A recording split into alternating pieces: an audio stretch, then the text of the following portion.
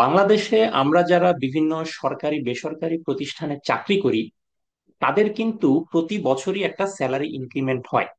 তো let's say আমাদের 5% একটা স্যালারি ইনক্রিমেন্ট হচ্ছে। তো প্রশ্ন হচ্ছে, এই স্যালারি ইনক্রিমেন্ট যে হচ্ছে 5%, সেটা টাকার অঙ্কে কিছু একটা বাড়ছে। যে আপনি 100 টাকা যদি আগে বেতন পেতেন, এখন 5% ইনক্রিমেন্টের পর 105 টাকা হচ্ছে। কিন্তু প্রশ্ন হচ্ছে, এই 105 টাকা যে ইনক্রিমেন্টটা, সেটা কি আসলেই কোনো ইনক্রিমেন্ট? এখন আসলে ইনক্রিমেন্ট কিনা সেটা টাকার অঙ্কে হয়তো সামান্য কিছু অ্যামাউন্ট আপনার বেতনের সাথে অ্যাড হচ্ছে, কিন্তু প্রকৃতপক্ষে এটা কিন্তু ইনক্রিমেন্ট না।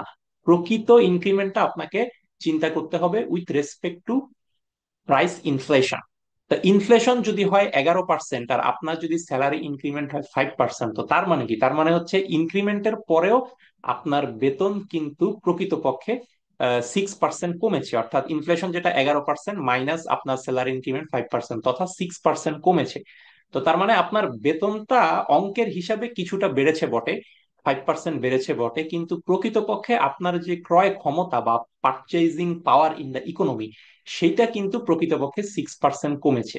তো তাহলে প্রশ্ন হচ্ছে, প্রতি বছর আমাদের যে স্যালারি ইনক্রিমেন্টটা হচ্ছে, ইনক্রিমেন্ট হওয়া সত্ত্বেও কিন্তু মূল্যস্ফীতির সাপেক্ষে আমাদের স্যালারিটা কমছে। অর্থাৎ ওই স্যালারি দিয়ে আমার যে ক্রয় ক্ষমতা, সেই ক্রয় ক্ষমতাটা কমছে। স্যালারিটা ইন টার্মস অফ ফিগার এটা বাড়ছে বটে, কিন্তু in terms of purchasing power in the economy স্যালারিটা কিন্তু কমছে। লেটস যদি এটা 5% হয় আর ইনফ্লেশন যদি 11% হয়, তাহলে প্রতি বছর কিন্তু আপনার স্যালারি দিয়ে আপনার ক্রয় ক্ষমতা বরং শতকরা 6 ভাগ কমে যাচ্ছে।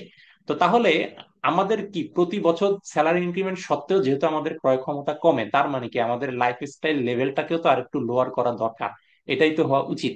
আমরা যেটা মনে করি যে আমাদের স্যালারি ইনক্রিমেন্ট সত্ত্বেও যেহেতু পারচেজিং পাওয়ার কমে, সেই কারণে আমরা কিন্তু একই লাইফস্টাইলে যদি ধরে রাখতে চাই, তাও তো সম্ভব হচ্ছে না। বরং 6% লোয়ার লাইফস্টাইলে আমাদেরকে যদি চলে যেতে পারতাম, তাহলে হয়তো আমরা ওই জিনিসটা ধরে রাখতে পারতাম। কিন্তু যেহেতু সেটা আমরা কেউই পারি না, সেহেতু হয়তো দেখা যাচ্ছে যে আমরা অনেকে বরং চেষ্টা করি লাইফস্টাইলটাকে আরেকটু আপগ্রেড করার, আরেকটু নতুন একটা ইলেকট্রনিক ডিভাইস বা একটা স্মার্টফোন কেনার, বা আরেকটু বড় বাসায় উঠার, ইত্যাদি ইত্যাদি। তো যদিও আমার পারচেজিং পাওয়ার কমছে, কিন্তু আমরা সবসময় লাইফস্টাইলটাকে আপগ্রেড করার চেষ্টা করি। আপগ্রেড করতে গিয়ে কিন্তু পারচেজিং পাওয়ারের সাপেক্ষে আমার স্যালারি কম কম থাকা সত্ত্বেও, যেহেতু আমাদের লাইফস্টাইল বাড়ছে, সেহেতু আমাদের খরচ বহুগুণে বেড়ে যাচ্ছে। তো এই জন্যই দেখা যাচ্ছে যে মাস শেষে অধিকাংশ মানুষই বলে যে হাতে তেমন কোনো টাকা থাকে না, সঞ্চয় করব কিভাবে, বিনিয়োগ যে করব তার সেটার জন্য তো বিনিয়োগযোগ্য অর্থ থাকতে হবে, সেই অর্থ তো নাই, ইত্যাদি ইত্যাদি অনেক কথাই বলে। তো এগুলোই হচ্ছে কারণ, যে কারণ আমাদের স্যালারিটা কিন্তু টাকার অঙ্কে বাড়লেও পারচেজিং পাওয়ারের সাপেক্ষে কমতে থাকে, কিন্তু আমাদের লাইফস্টাইল তো কমেই না, বরং প্রতি বছর আমরা নিজেদেরকে লাইফস্টাইলটা আপগ্রেড করার চেষ্টা করি। তো যার কারণে হচ্ছে মাস শেষে আমাদের হাতে কিন্তু সঞ্চয় তেমন একটা থাকে না। তো এই বিষয়গুলো যদি আপনি বিবেচনায় নিয়ে আপনার লাইফস্টাইলটাকে যতটা সম্ভব মিনিমাম যদি রাখতে পারেন, বা যেটাকে বলা হয় লিভ বিলো ইউর মিনস, যে আপনার যতটুকু আর্থিক সামর্থ্য তার চেয়ে লোয়ার লেভেলের লাইফস্টাইল যদি আপনি লিড করেন, তাহলে কিন্তু দেখবেন যে মাস শেষে খুব সহজেই আপনার হাতে সঞ্চয় থাকছে, এবং সেই সঞ্চয়কে আপনি গ্র্যাজুয়ালি যখন বিনিয়োগে কনভার্ট করবেন, তখন কিন্তু ওভার দ্য লং টার্ম আপনার সেই আর্থিক সমৃদ্ধি কিন্তু ধীরে ধীরে অর্জিত হবে। ধন্যবাদ সবাইকে।